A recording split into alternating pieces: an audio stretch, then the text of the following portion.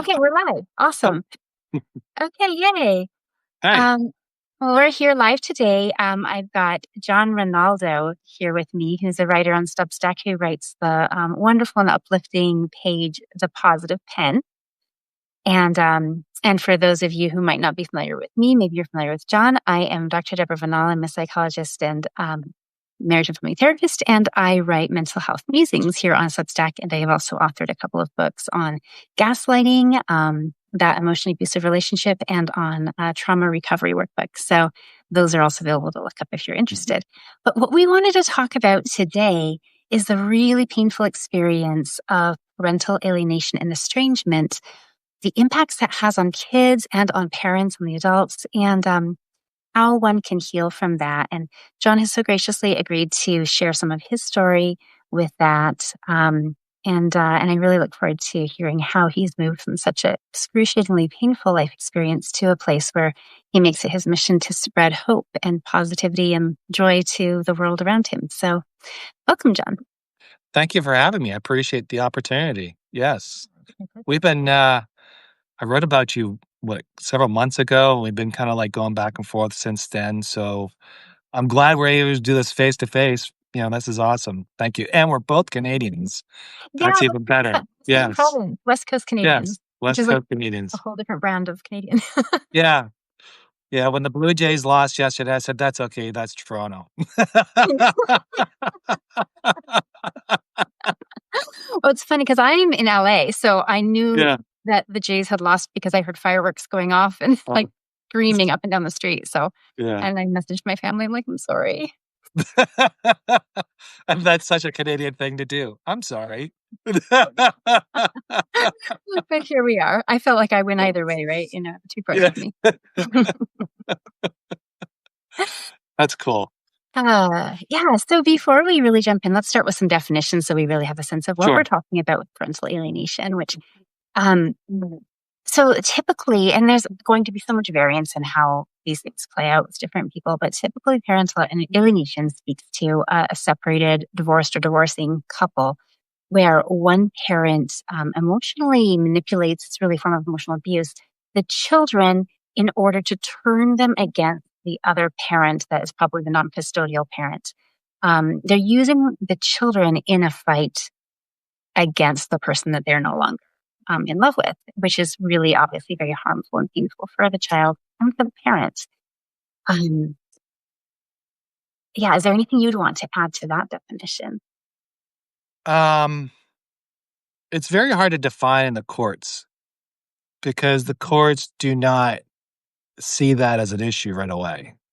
They see it as win or loss, more or less, possessions and assets. Like, so whatever you're going to possess, what are the assets? Let's divide all that and let's just call it a wash, and that should be the end of it and walk away. Um, so when it goes in the courts, the definition of parental alienation is not always clearly understood. And that's number one. Number two, it's hard to prove in most cases. Um, some parental alienations do not take effect until after the divorce. The children becomes adulthood, and you start seeing some elements of it. There's degrees of severity of Yeah, this.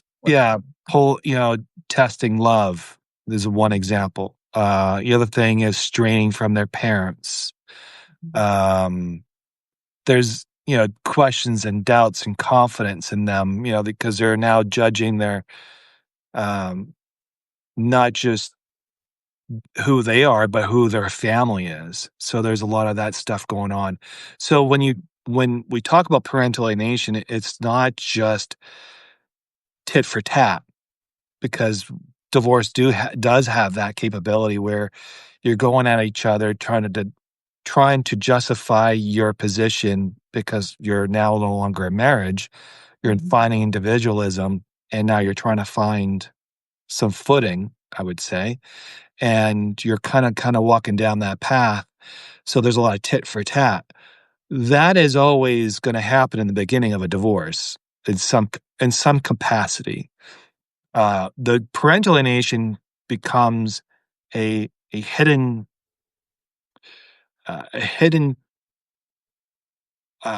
agenda that is not clearly speaks out until it really manifests itself as years go by. And usually what happens is one parent really feels like they're being erased for whatever reason. And All the memory, the past and the present and right. the future. And it's a quick replace that person with this person, or they start to really judge anything of that character of that parent, and they'll start to diminish it as fast as possible and quick as possible, and so that they can become the favorable person in that situation. So the definition of parental alienation is very complex, I would say.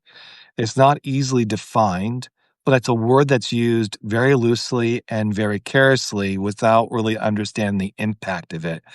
And it's like the same thing with narcissism. Everybody's calling everybody narcissism.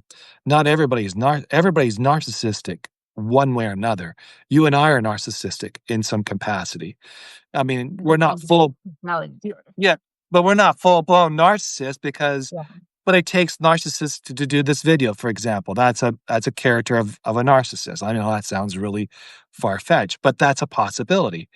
Um, but parental alienation is also part of a narcissistic mindset because you have to be very egocentric to really think to divide a parent from their children and say they no longer exist. That's a very hard that's what it happens. So And it often leads to the second definition being parental estrangement, where there really just is no contact. And sometimes the alienation is happening and there is, but they're working to turn the child's opinion against the parent. So there's kind of two different overlapping outcomes here.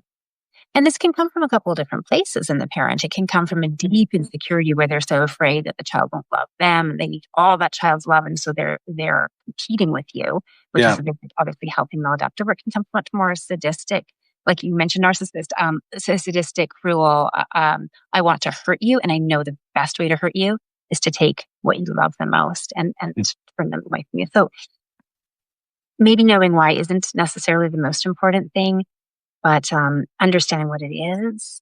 And I think sometimes we don't see it coming right away, right? Because as the divorce, the separation happens, obviously there's a lot of shifting dynamics between you and your kids, and they're all living in different places. And it can be insidious where you just start to wonder and start to notice, and then it's time to start keeping records and whatnot. We can talk more a little bit about what to do when you find yourself in a situation. Right. I think you probably can give us a lot. But before we jump into that, let's also talk about why it's so problematic. Not only because, like, speaking as two adults, it's easy to think like, this is horrible, it's not fair because it hurts me, but also it really profoundly hurts the children. And so I just wanted to take a moment to talk about some of those impacts on the kids in the immediate and developmentally as they grow up, leading to confusion. Like, what's really going on here? It does tie into gaslighting. When you're being told one thing, it doesn't match your experience. You know, dad is like this, or mom, depending who's doing it. But I remember him like this. And eventually the child has to reconcile that confusion one way or another. And that's going to be different based on how old the child is when it starts, too. A really young child is a black and white thinker. And it's either true or not true. And there's no gray, there's no nuance. And that puts you in a really bad position to try to survive the alienation attempts. It's also going to lead to anxiety and sadness and even depression. Sometimes as kids get older, they might turn to substances because family isn't the most supportive way to work through the hard things that they're going through. And it can lead to guilt because they're kind of being pushed into actions that they don't necessarily want to take, that they're hurting somebody that they love, but they feel that they have to in order to survive. Because if you're living with a parent, you're dependent on them for survival. And then you know implicitly or explicitly that the rules are that you have to turn against the other parent, you're in such a bad position. And then I think that's important to recognize as a parent who's on the other side of this, is how that truly isn't about you. It's really not personal as much as it feels like the most personal attack in the world to have your children turn on you. This is really a matter of survival that's been weaponized against innocent children. True. And then developmentally, this can really impact kids as they grow up into young adults, forming their own relationships as far as trusting intimacy, trusting interpersonal relationships, and not having that kind of fear about what will this turn into, because their models of interpersonal relationships have been really distorted and damaged by this process. Right. So kind of a bummer stuff to talk about.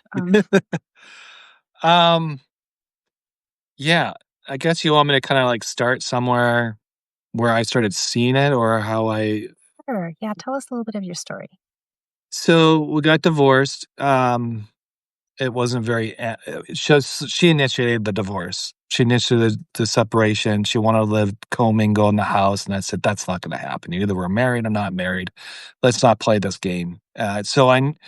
So that's when you start like when someone starts playing the games right off the bat, you know right away that's the tactical part of it's a game. And I'm more logistically, okay, you don't wanna be with me, fine, let's just move on, we'll go separate ways. I still wanna see my kids, you can do this, you can do that. And but that's how it really started, and then I was kinda like and then by Christmas, all my stuff was thrown outside the door. I was locked out. I was looking for a place to stay because cops were at the door, there was police, there was a lot of turmoil, and I don't have family in the area, so I was kinda like, kinda lost, Were and you still living in Canada when this no, happened? this is all happening in Central PA, area, and so I'm by myself, I don't have family, the only families are around are her family, and I have friends here and there, but nothing really long term that I could turn around and lean on. So by Christmas, she's changing the locks, she's doing all this. Boyfriend moves in, kids get introduced right away to them, and they're in this honeymoon period. Like, okay, dad's an evil, blah blah blah, sob, and we're trying to work out this divorce, and she's already added elements to the chaos of the divorce and the kids. And I can remember just before that all happened, the kids were sleeping in my bed, like, in the master bedroom I was taking and she took over someone else's, one of the children's bed, and he was alienated by that because he was like, "Why is mom sleep in my bed?" Mm. How old were your kids at the time that this all happened? 8, 7, and 4. They were young. And so my oldest was kinda questioning things. Um, it wasn't and I'm gonna be honest, like, I wasn't the purist in this situation as well. I like, because it was really hard not to retaliate Yeah. and in that tit You're for not tat. superhuman. You're human. No, and I'm not here to say it's all her fault, but how if you look back, some of the things could have been avoided, and I could have avoided a few of those things myself. It's So, painful to look back and think, if only I had yeah, done, if only I had done that. but I can't look back now. I'm just saying this when I look back, and I'm just telling people in the audience, like, Mhm. sometimes it's you gotta start looking at you first before you gotta change you before That's you where can you have the start. power. Yeah, Mhm. that's the power there. And I kinda gave up my power to them, and I lost the opportunity um, uh, to really keep grounded, and I didn't because I kept chasing all those innuendos and all those distractions that caused more of a pain than an actual, the healing process, so I didn't really heal through that. And we had properties. There was a bunch of stuff, and she commingled everything, and every argument was a commingle of a bunch of every little thing, and she always litigate things from the past and the future. So I started doing that too because I thought that was it was like more of a competition. Um, and I didn't really care about the boyfriend moving in. In fact, I was kind of like, I'm glad we're moving out because she wasn't a someone that I wanted to live with long term. Mhm. Because I saw a lot of things that I wasn't happy with, and I was kinda glad this was getting over with and we're about to move on. The only thing I was more worried about was the children, and I remember going to fight for the children. Um, she wanted me just to have, like, 2 days and every other weekend, And I was like, "No, I want them 50-50. They're my children. I want they." Yeah, I remember me just fighting for that, and my attorney said, "Why are you fighting for it?" I said, "Because they 'Cause they're my children, and deserve to be with their father and their mother.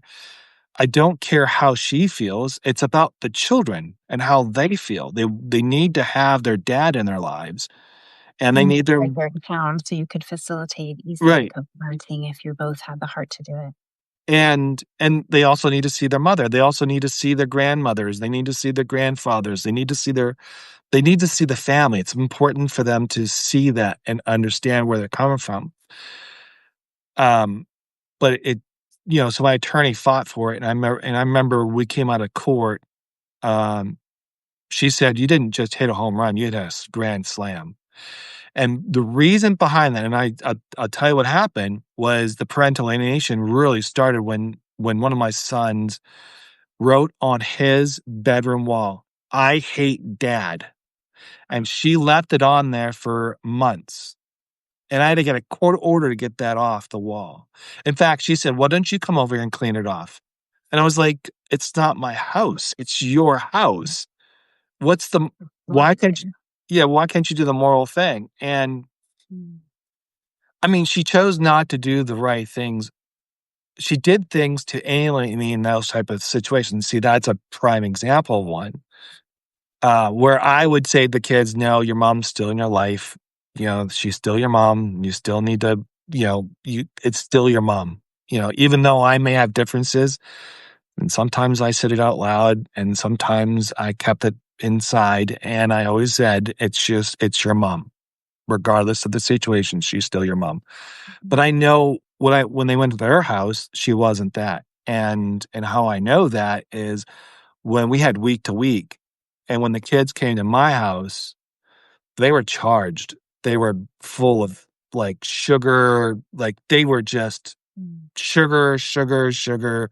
Like, she made sure that they were on that top tier of energy. So when they came to my house, I'm kinda like this calm person come to a calm house, and I'm like, "What's going on?" And as soon I it took me a couple years to figure out what was happening And she set you up for failure. She made all the time.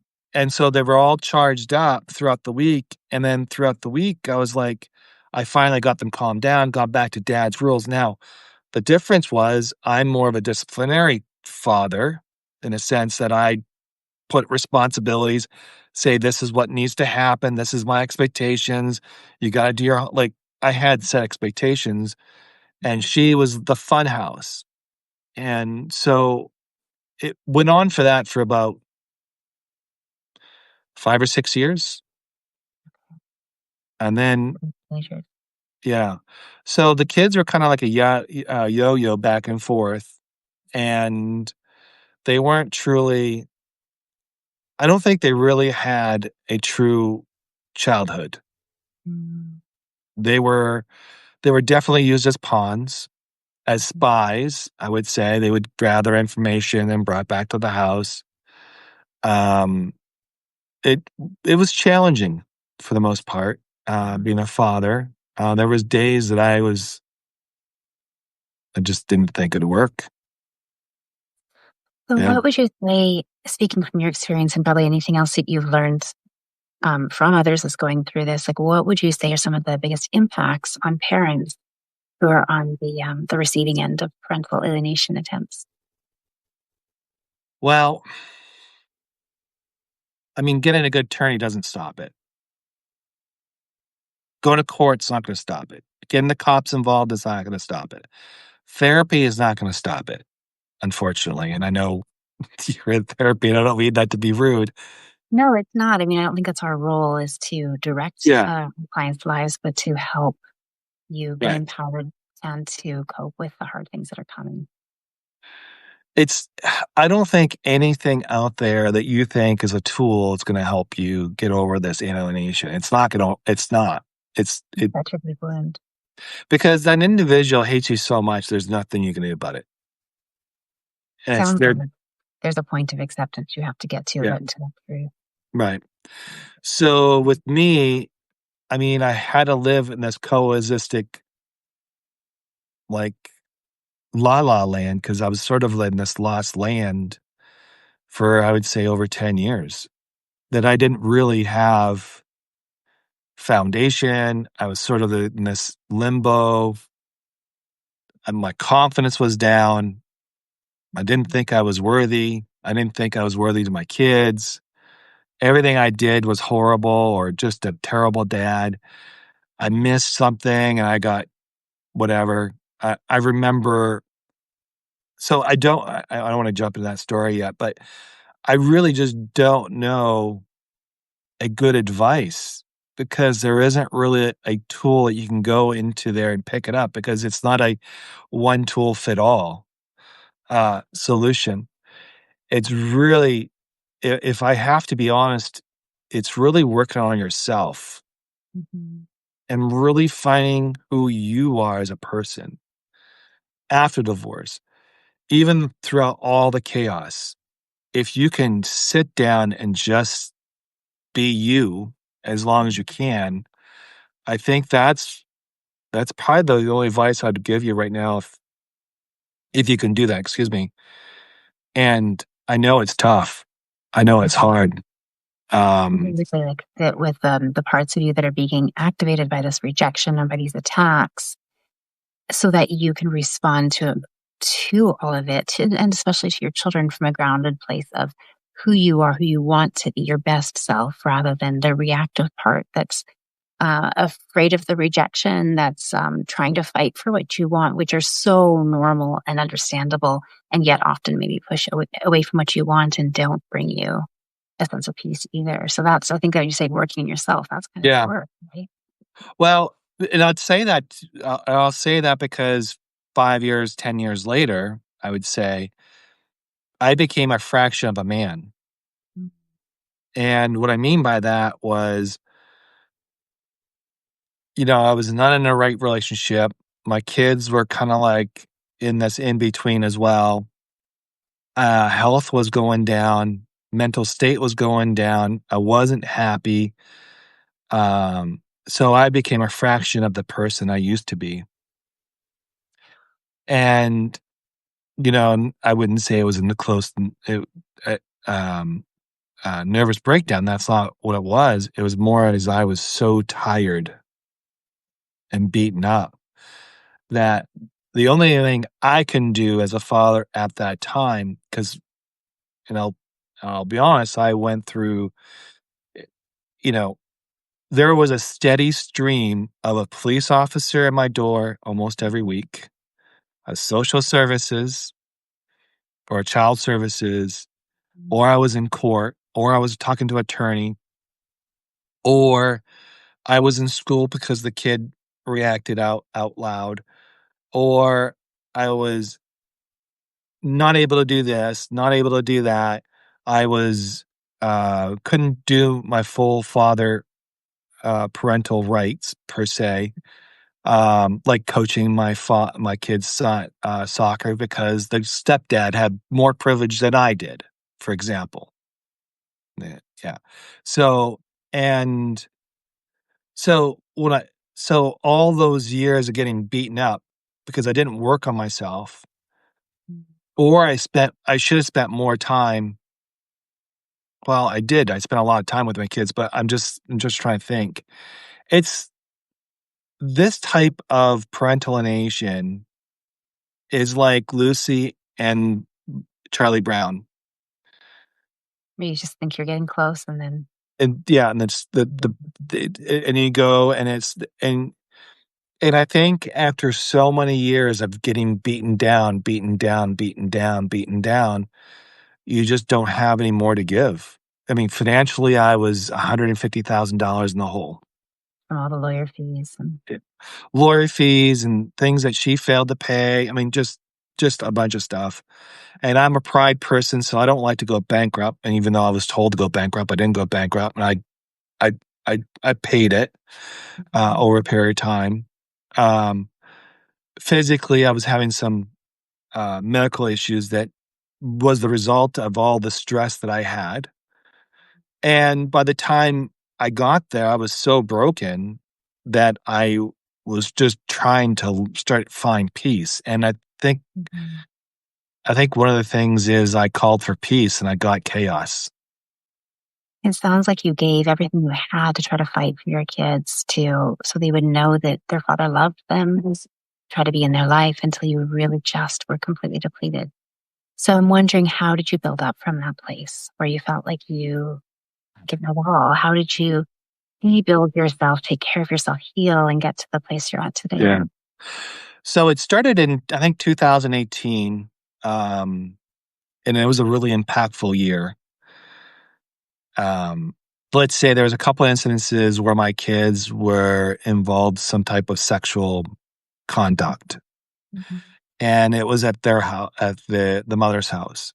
And it was presented to me, and I was like, "What do I do with this information?" Because I knew if I acted on it, it was gonna go down a path of destruction. But they were so serious that I had to bring it up. So I went to the school and I said, "How do I, what do I do?" And they finally reported it. It got into that, and then it just became such a. I mean, these conducts you would have, these behaviors anybody should have reported, and I didn't. And I didn't act on it right away because I was so worried about the consequences. But they were so severe. But they were so severe that needed to be talked about, um, or be addressed. And so we finally went to a psychologist, and they were gonna do a family evaluation. And what they were looking for is parental alienation, see who was doing the worst of the worst. And one of the things, and then in between that, I was reading a book, and I forgot who the author was, but it was a father, and he talked about how parental alienation was really hurting each other, the kids, and he actually decided to move away for an hour away, and basically gave up his custody, and he worked it from a distance, and that's what he did. Because the space to So not always be caught in the fight. yeah, to kinda relieve the pressure of the children, and said, "Whatever that looks like, let them live there, and even though I sacrifice on it, it is what it is." So just put that to the side. So as we're going through this, I'm reading the story and I'm watching, and I'm in this psychologist, and he's our psychiatrist, and he's like telling us all this stuff. We're doing all this testing and all this, and basically deemed both of us not fit to parent. Like, I don't know what the right answer is here, but it's neither of you. So I was like, "You got to be kidding me!" And then he said, I was like thinking to myself, "Okay, that's not what I expected." So it turned out to be, um, I hope you're still there, um, but I'll continue talking until she shows up. I'm sorry, guys. Here, I take it over the show. No, just kidding. Oh, There you are. I'm not sure what's going on. It went black on my end, and did it go black on yours? No, it just went black on your end. I was just taking over the Weird. show. Well, I was wondering if I needed to plug in my phone if the battery was getting too low because it is Yeah. getting a little low. So I might do that anyways. But please keep talking. I'm just going to bend over and Okay. Yeah. Nope. I got it. I yeah, understand. make sure we don't accidentally lose this. So as we were going through all that, the psychologist basically said, and he was supposed to do all this, and and one of the things I asked the kids, what I asked him to do is ask ask the kids which home they prefer to go into, and they all prefer to be at their mother's house. So at that point, Which after makes read sense because they've been there all along. You know, yeah, it's comfortable, not even well, suspicious. and I had an apartment, and even though how much I made, whatever it was, didn't work. And so, needless to say, I worked it out, and I was dealing with, oh, I hope she's still there. Anyways, I'll try to continue this, on this story. So anyways, as the psychologist came in, I found out that I was, no longer the favorable parent to have the children at my house, and now I've lost you. Yeah. So at that point, when the psychologist basically said the report, I was devastated, obviously, and it bothered me big time. And I I thought about what the guy was talking about, moving away for an hour and putting your faith in the long term goal. And I was like sitting there going, thinking, this is not fair to my children, and it's not fair how things are going and how they were proceeding. It was um it was probably one of the toughest decisions I had to make. And the decision was that I had to let go of the children for their sake and for their mental sake, obviously. So this is part two of our conversation that we started at 3 o'clock. If you're new to this, I'm going to really quick overview where we've gone, and then we're just going to continue the conversation. Yeah. So, quick intro. I'm Dr. Deborah Vanal, psychologist, marriage and family therapist, and author. I write Mental Health Musings. We're with John Ronaldo, who writes the Positive 10 here on Substack, and we're talking about parental alienation and estrangement. In the first part of the video, which if you didn't see, you can go back and you'll find it later on our pages. But we talk a little bit about what parental alienation is and estrangement and the impacts on kids and the impacts on parents. And then John was generously sharing his story, his personal experience with this, and how it impacted him and his kids, who were 4, 7, and 8, I believe, when it all began. Yeah. And how you kind of moved through this really, really painful place to, you were starting to tell us how you managed to move into a place of finding some peace and getting to the place you are right now, where you really focus on trying to make the world a better place to those around you. So I try. So you had just said something about going to a psychologist and Yeah. burning through your life savings on lawyers and reading a book about somebody who had been through this situation. And go ahead and pick up the story there, please. Yeah, so it was the summer of 2018. We had a huge just kind of recap for those. There was a huge 2 incidences that involved my daughter and my son, and there was sexual content about that, and I don't wanna get too dived into that, but what happened was something happened, and I was dwelling on, do I report it, don't report it, and then I went to the schools and they reported it, and then it just went from there, snowball. As we ended up to a psychologist, I was reading a book at the same time, and the psychologist deemed we're not worthy as parents, or the kids were it was so toxic that he said it was so toxic that he is surprised the kids weren't so acting out more in the situation. And I was kinda, like, sitting there, and they thought that the kids said, obviously, they wanted to stay with their mother, and that's because I lived in an apartment and the mother had the family home, which they always would favor the family home because that's what they're used to. And, it didn't matter how close I was, it was always deemed to be it was always the cards were, on her favor and whatever, and I wasn't that part. Um But, a lot of things were happening, and as I was reflecting and just kinda, like, sitting there, and I was dealing with my health, I was dealing with a whole bunch of stuff, and a lot was coming down hard, Mhm. and, um, as I was navigating through that, um, I started to realize that fighting for 50-50 or fighting for my kids was the wrong approach. It was harming them where you were trying to love them. Yeah. And And I remember recalling my attorney, I says, "I want this to be the last bill that you ever bill me because 'cause I'm so tired of paying for you." And I said, "It's not that you didn't do a good job, it's that I don't wanna spend another dollar to you. I realize pay child support and just go from there." And and she said, "Okay, what do you wanna do?" And I just said, "Give her this deal, and it's one and done. Every other weekend, maybe a Wednesday, and that's it. You have the kids full time, done." And I never forget the response I got from my From your ex-wife. Mhm. She goes, I never this is not what I wanted.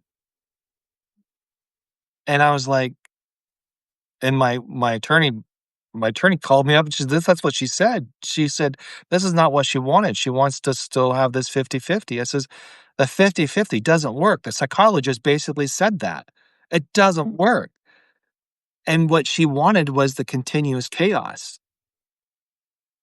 Is addicted to the chaos. So again, And like I said earlier in part one, like, so this isn't always about you, right? This yeah, is so personal, like this, maybe this personality pathology. I don't know. I don't know her, but there's something in her that the chaos and needed the fight. That's what she was used to or wanted. right. And there was another element in that whole situation. You see, I was the disciplinary. She was the fun person. Mm. And so anytime the kids had an issue with me, they would run to mom, and she'd be the hero. Yeah. And I became the villain, and they became the victim in every single situation. So anytime there was always that triangle communication, which is a prime example of what parental alienations do. They always villainize the one and make the kids victims, and they become the hero and become this protector, which they're not really protecting. They're just trying to win at all cost. And when you're winning at all costs, you're gonna do behaviors of that. So, she was losing the one control that she had was over me. 2, she was losing the capability of being this now she had to be the disciplinary person as well. Mm. So, I'd forced that issue. So, she had to rise up and become disciplinarian. And And I said, "No deal. I'm done. This is it. This is last chance. We're not talking more about this. I wanna move on. The kids need to have some type of stability, whatever that looks like." And then she finally accepted it, and we moved on. And then immediately I went into had she took me to court again, and was she was when we went to court, it was always about child support. So anytime there was a little bit of money that I had, she went to child support. I remember I was spending close to $3,000 a month in child support, and that went on for a long time, and I was had the big bills, I had everything else going on, I was trying to keep a modest life, and the courts don't care. They don't care about that, they just look at the financial, they just say, "Here's the money, boom, boom, boom," and she was able to co figure she was able to kinda, like, pretend she didn't have to go to work full time and all this stuff, and so it cost me. And that's fine. I mean, I looked at it as I'd rather pay that than the attorney, and, and so there wasn't much after that, there wasn't much of that, but for me, I lost more of me through that Mm. year of 2019 yeah, it was 2019 that I went through even even more of losses. That whole s that first half of the year was tons of losses. My father had stage 4 cancer, so I was flying back and forth. Uh, the fiance that I was moving in, so I lost my kids. My dad's having cancer. Um, the fiance, who I thought were going to get married and all that, decided to find another person, and they moved on, and they had avoidant issues, which again, you have to remember, I wasn't, I wasn't I wasn't healed enough to understand who I was as a person. So I was picking a person who had if when I saw the red flags earlier on, we would never have been together. So that whole thing and then I became homeless again in that whole stretch. But, you know, out of all that and that was a year of me asking for peace. So you have to be very careful what you ask, especially when you put that in the energy and out in the universe. I got nothing but chaos, and I lost everything in between that whole moment of looking for peace. But And what you I f rebuilt your life. It was from the very, very bottom up. yeah, so what I did do is I found myself. Now I remember this one point where I was lost and embarrassed and shamed because I lost everything in between. I drove this place, sat there. I have a picture of it still, thought of it. And there's a lot of thoughts in your head. And I didn't realize like 20% of people, men, commit suicide. And that was that was crossing my mind. I was like thinking, should I do this because you're not worthy? You create too much shame. Your kids are embarrassed. You've did this, you did that. And I drove into town and I got myself some water, some bottles of water, and I started giving out bottled water to the homeless. Mm. And I remember this one time I was sitting at the bench, gave the water, and you got to remember, I'm broken too at this point, just waiting for an opportunity to find a home at that night, and I was waiting for a few phone calls to come back, and this guy comes up and he says, "Do you want some crack?" Mm. And I was like, "What, crackers? I don't want crackers. Here's a bottle of water, right?" He goes, "No, crackers." And I said, "Well, no." And then I remember a physical hand and a no. And I don't know what that was, but like a hand on me and a no. And I looked, there was nothing there, just something saying there was a no, right? And I said, "No, man, that's okay. I'm good." Got a phone call. My buddy said, "Hey, come over." My wife said, "Okay." So I got to spend 7 days there. And uh, um, that's when my life changed. Mm. Wow. It's a true rock bottom transformation story. Yeah. So your darkest moment, you turned to helping others, and it seems like that has remained a guiding light for you in the 6 years since then. Yeah. Yeah. So the beautiful part was I ended up going to now artistic wise, I'm not an artist at all. You're right. No, no, but I mean, like, I was not an artist. Like, I was always an athlete. I always thought of myself as Mhm. a jock, guy's guy type thing, Mhm. men things, trucks, ooh, kind of type of stuff. Um, and spent 7 days at this house trying to get myself together, and I started finding myself in R&B, and I got this place, and it was really cheap, and I got this move some of my stuff in there, and the lady there was an artist. Karen was an artist, and she was a painter, and I was sitting there going, "Oh, this is kinda cool," and I remember the first day that I went in there, and I said, "Karen, would I wanna paint." And she looked at me and she says, "Have you painted before?" And I said, "Nope." And Give refuge. Show me where to point it. she was like, "Are you serious?" I said, "Yeah, I wanna paint. I just." She Mm. goes, "You never painted before?" I said, "No, I have no clue." And she goes, "Okay." And, she goes, "Do you have a painting that you wanna do?" And I gave her this picture of this sunset, and that was a symbol of my life starting then. And I wanted to paint this thing, and it was very beautiful. It was a sunrise and all this stuff, and she goes, "But you've never painted before." And I said, "I don't care, I just wanna paint." And she goes, "Okay, we're gonna paint." And so we sat down, and within a couple hours, I painted this thing, and she looked at me and she goes, "Never stop painting ever again." So, that was kinda cool. Your heart was drawn towards something that you just intrinsically Yeah, sensed would be healing for you, but also there was a hidden gift that you had to yeah, discover. yeah, Mm.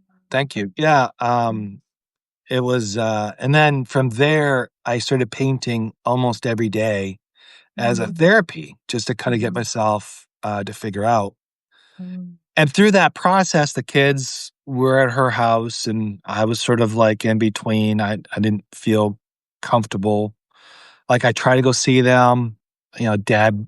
Obviously dad's a loser. Dad's this, so the kids kind of felt embarrassed for me, Mm. and I just kind of went whatever. And then my next big momentum, pushing over the hump. And then eventually I found an apartment and all that, and I got to move in, and I started buying furniture and started all over again. And I remember in that whole moment, I said, "Never again. Mm. Never again I would be myself in this situation. Never again I will be used the way I've been used or taken advantage the way I've been taken advantage. Never again of this. Never again of that." And I kept this promise to myself over and over again. And I just should have just to build. And I was like, I'm better than this. Like I just kept, self-talking to myself. Mm. And and I booked a flight to London Mm. just like that. And Just to explore, or and I didn't and I found myself a cheap place. It was I mean, I wouldn't say it's cheap, but it was a motel. Excuse me.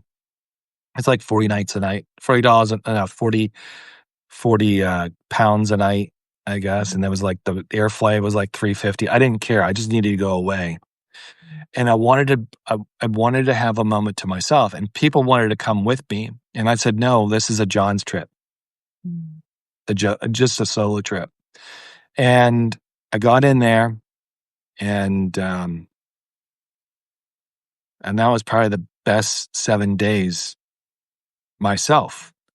I came back changed, and I didn't wanna be with the same people anymore. I just kinda, like, changed, and I started focusing on John some more. I found solitude to be more where I was happier, and then COVID hit, and that was that was the 3rd rebirth. Because Yeah, now I yeah, was looking inward process. yeah, now I was isolated. I had nobody to go to. I was stuck at home. And there were some other things going on, but I was stuck at home. Mhm. My fa I know my father died a year later, and, mm, you know,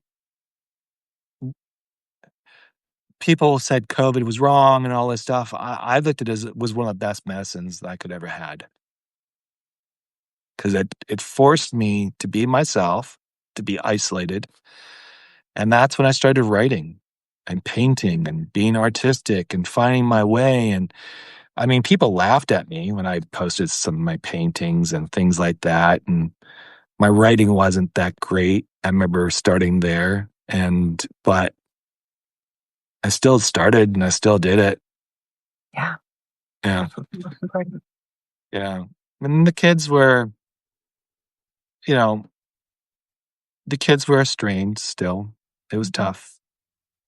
And that was you know, I think the biggest ones I really miss is my daughter.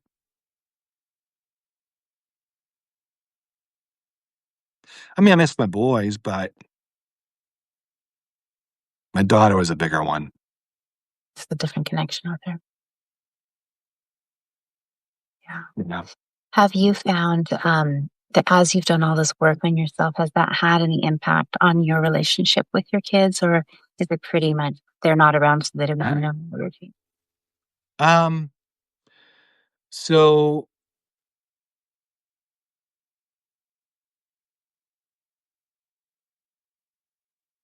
my kids obviously have their own personalities, and they're obviously definitely influenced. Mhm. Um, so I had to seek somebody to help me out, figure myself out. And I reached out to a therapist, and one of the conditions I wanted is to be not hard on me, but just kind of like Honest. what's that? Honest Honest. and raw. I didn't want the fluff. I didn't want the terminologies. I didn't want to know the psychonaut whatever. And I think the one thing that kept bugging me the most was, why her, not me? You know, and Like, why she is it said, covering too? but Yeah. yeah, they chose her over me. And she said that,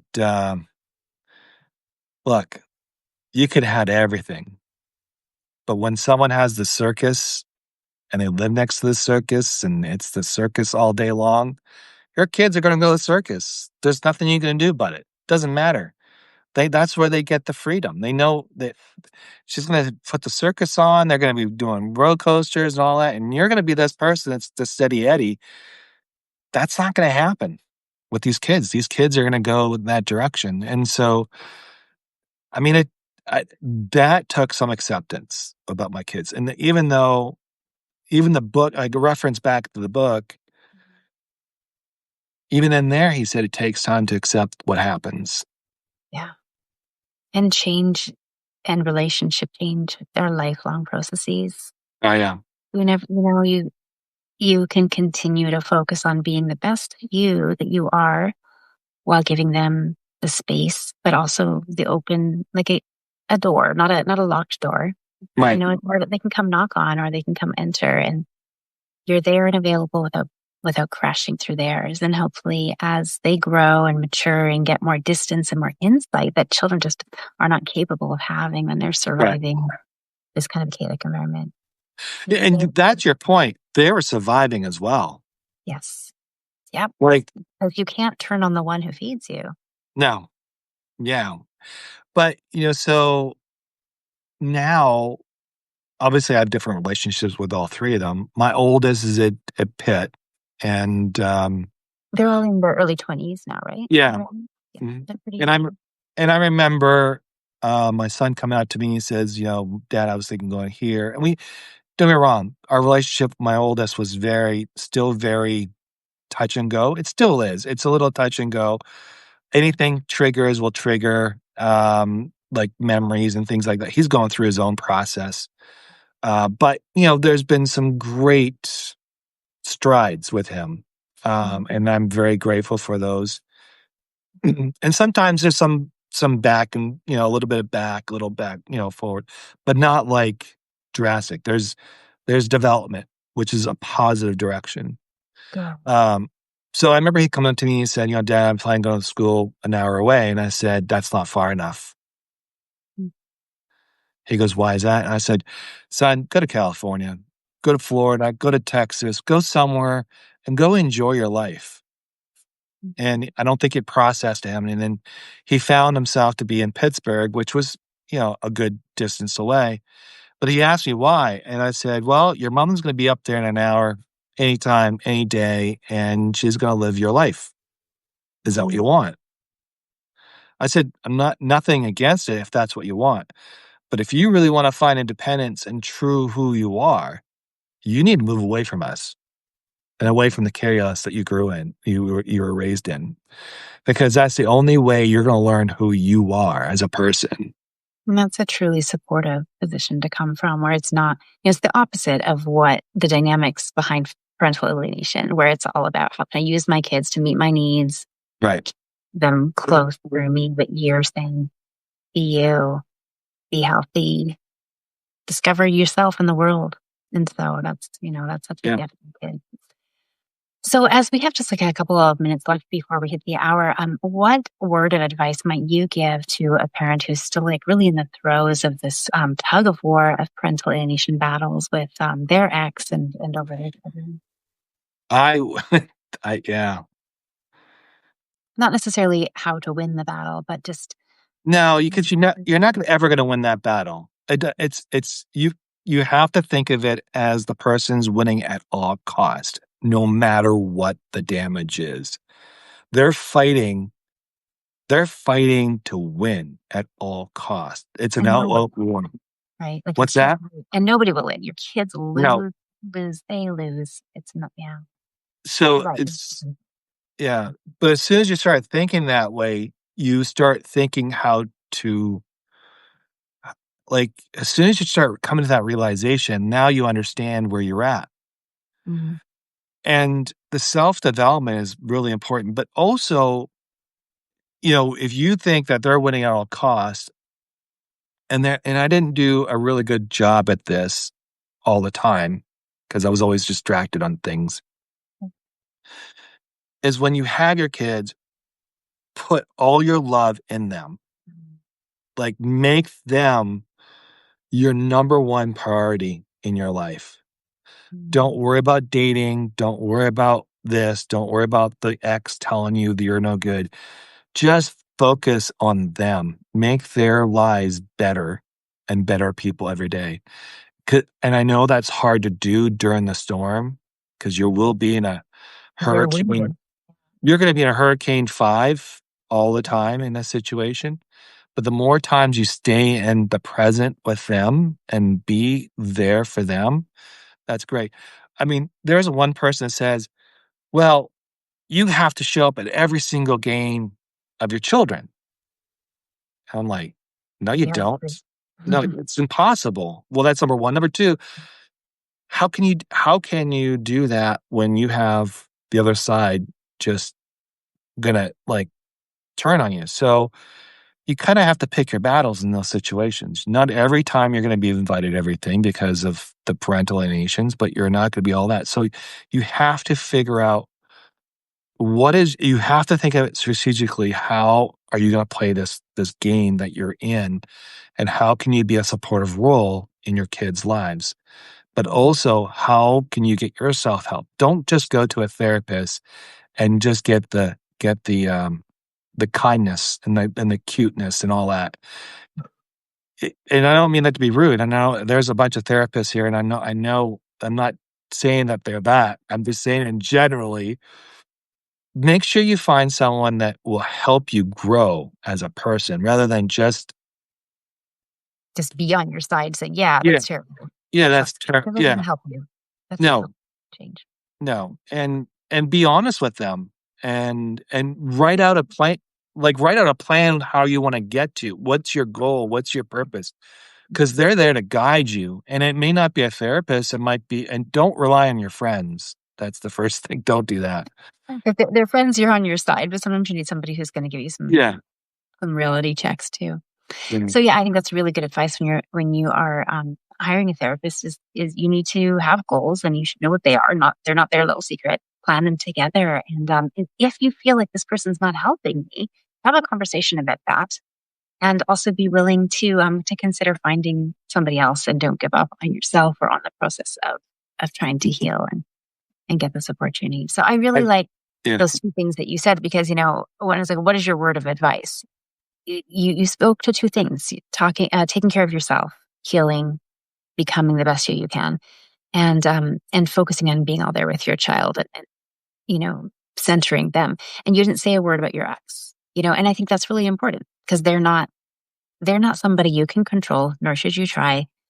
Focus on yourself, focus on being the best parent you can, and then just, accepting that the dynamic isn't ideal, but you can do the best you can within it. So great words of advice. Thank you so much for You're the welcome. conversation and for your Yeah. vulnerability and sharing, like such painful parts of your life, with everybody who's listening or who will be later when we share their recaps.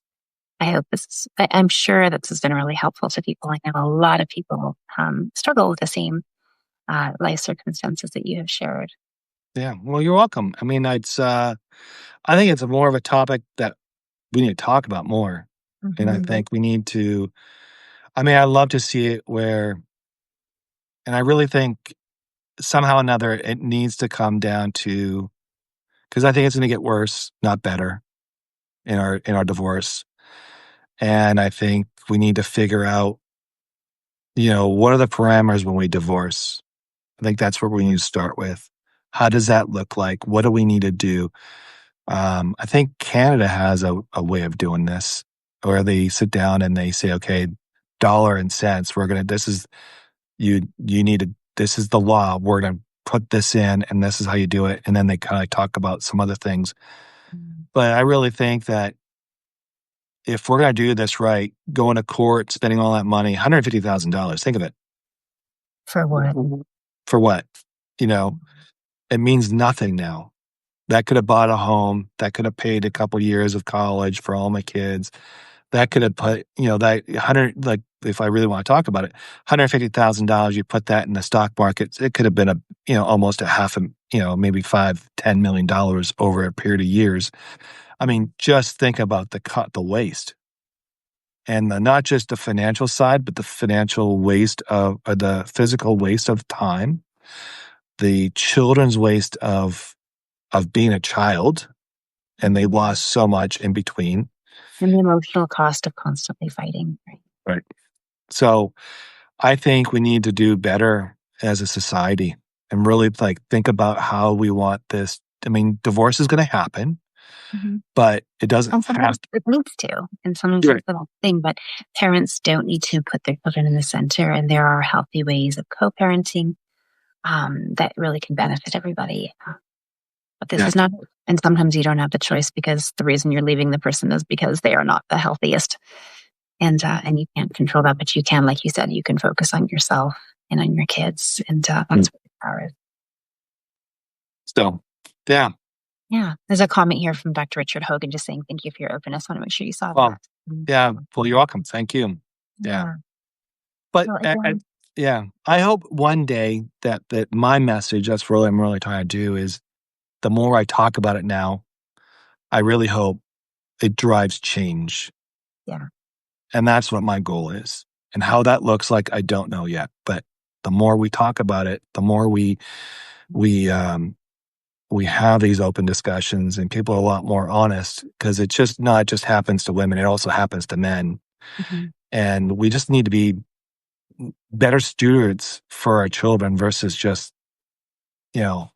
let them hang on the clothesline as darts. And that's not what we want, So anyways, thank you for having me. I appreciate it. And thankfully, it's not my technical issues here today. I'm glad it's happening to other people. So thank you to everybody who came back in. I don't know if the numbers here are the same ones that read for part one, but if you missed part one, look for the replay sometime within the week. I'll have that coming in my newsletter. If you're not subscribed, please subscribe so you get it all. Make sure you're subscribed to John Ronaldo's Positive Pen for some uplifting writing in your week. And I believe you post 3 times a week, right? So prolific. No, it's 5 days a week until the new year, and I'll go 3 times a week. And we're going, and we do have a podcast called Soul. I forgot Soul. No, right. Oh, geez, Louise. But anyways, we'll throw it all in the. I'm with Kaz. She's gonna hurt me now. she's gonna razz me on it. Well, how did you forget about that? I don't know. I just did. Blank. It happens. We'll throw it all in the newsletter when you link the stories. Thank you very much. Appreciate it. All right. Thank you, everybody. Yeah, you too. Bye-bye. Yeah, bye-bye.